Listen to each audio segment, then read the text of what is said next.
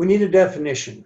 And I'm going to just tell you right now, you need to memorize this. Okay, you need to memorize this because this is the definition of the class.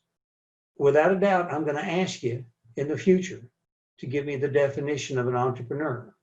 And the easiest way for you to is just to commit this to rote memorization and regurgitate it back to me. I know you're all like juniors and seniors in college, and the idea of regurgitating and rotely memorizing something seems a little beneath you.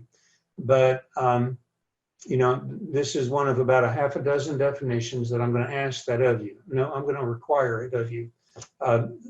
There are 5 things in this definition that are critical to the understanding of what an entrepreneur is. And so let's go through it and talk about it. First of all, it's someone that creates a new business. The concept of create a new business is idea number 1. You cannot be an entrepreneur when you buy somebody else's business. You just simply can't. You didn't create anything. Critically central to the concept of being an entrepreneur is the creation of something new. Now, when I say creation of something new, I do not mean that you have to have the very first idea in the world. In other words, you could think of and create a taco shop or a burger joint. And as long as you're not buying somebody else's or buying a franchise where somebody else has figured out how to do it, you can create one that's all new yourself. So in other words, you don't have to be the first person in the world to think of providing this product or service.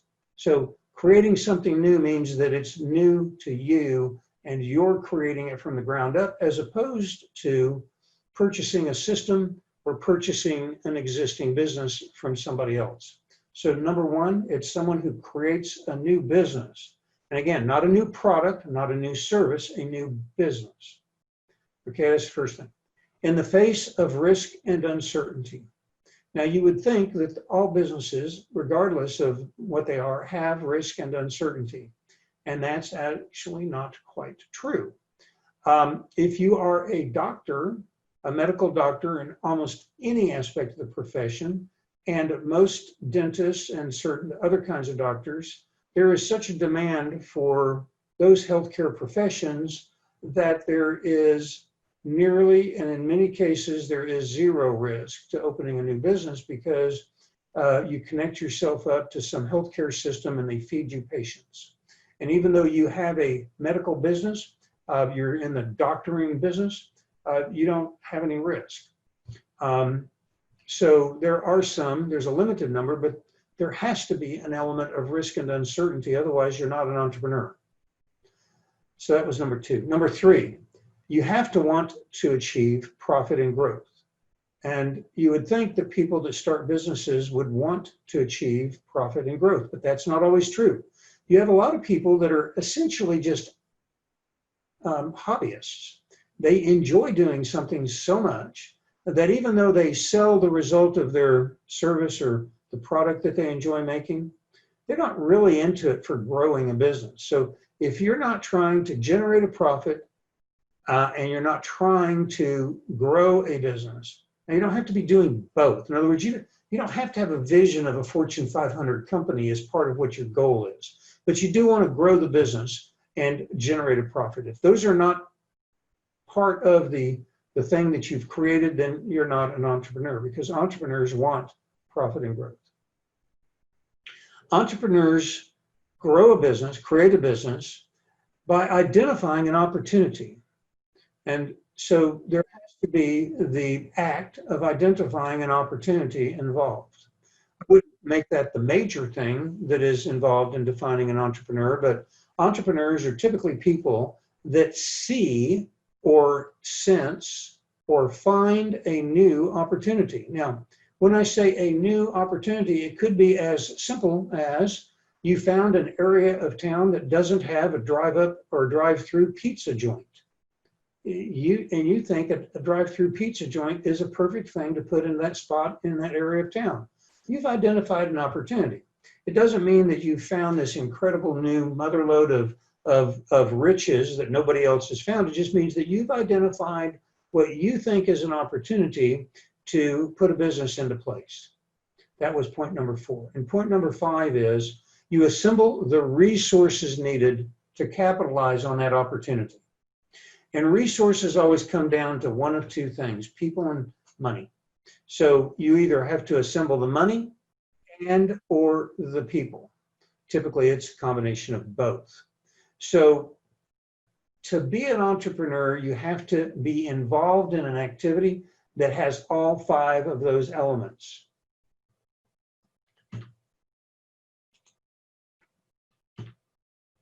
So again, critical concepts related to the definition of an entrepreneur. That it's a new business that hasn't existed before, and that you're not buying it or taking one over or signing up as a distributor.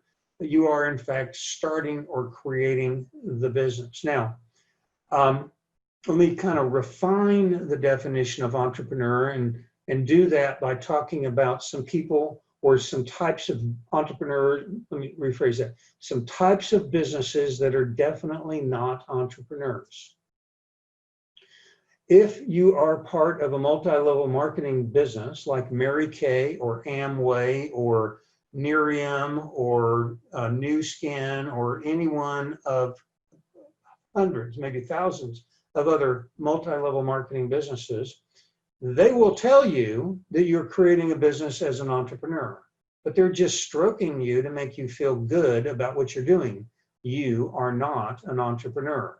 You are a sales agent buying into a product sales system where they're going to hopefully help you make money, but it's really going to be upon your efforts. Again, nothing against MLM marketing.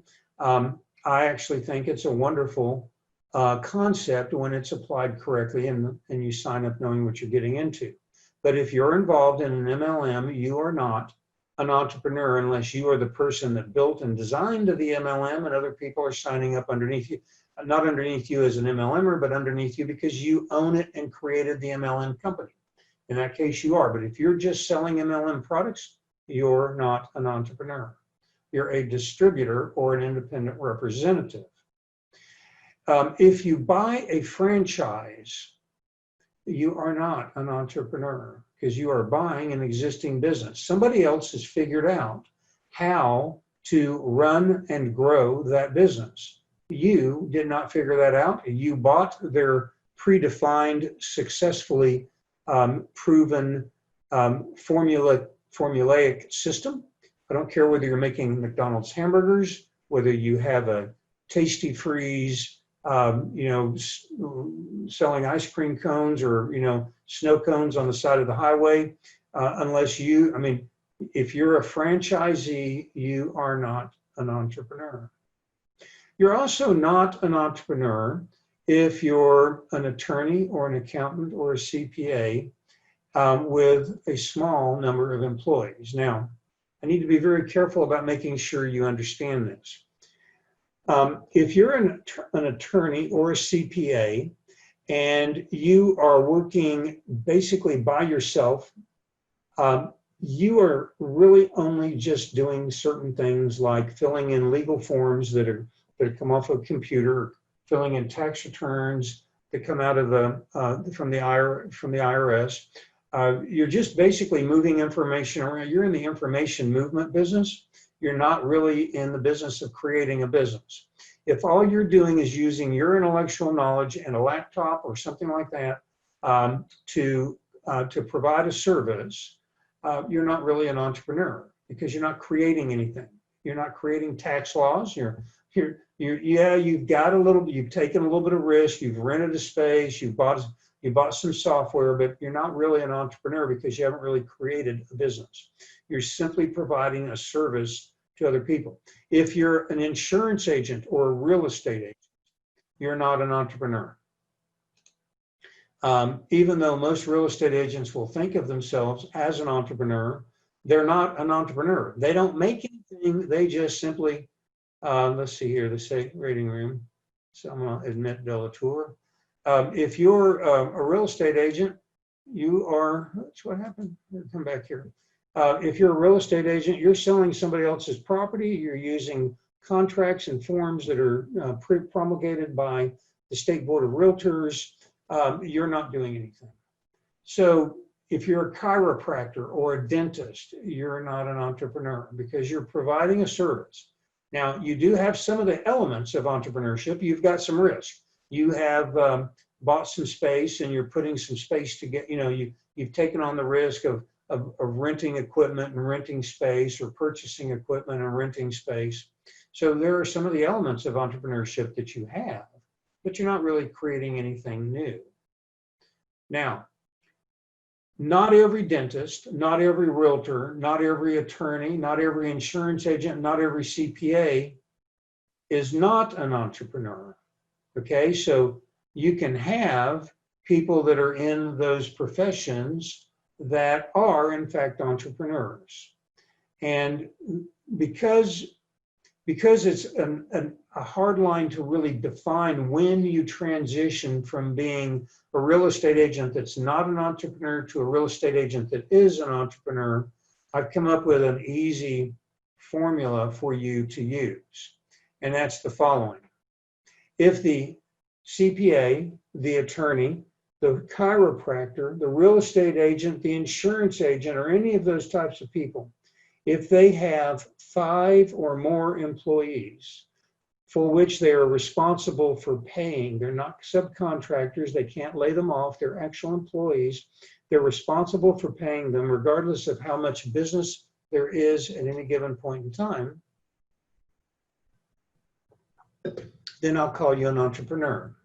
And the reason I make the threshold 5 is when you have 5 employees, I don't care what your profession is, attorney, CPA, insurance agent, whatever. When you have 5 employees, you have grown beyond the point where you're simply looking for business and where you're simply providing a service, to the point where you're putting into place processes and procedures, and you're designed to create a steady flow of customers into your business.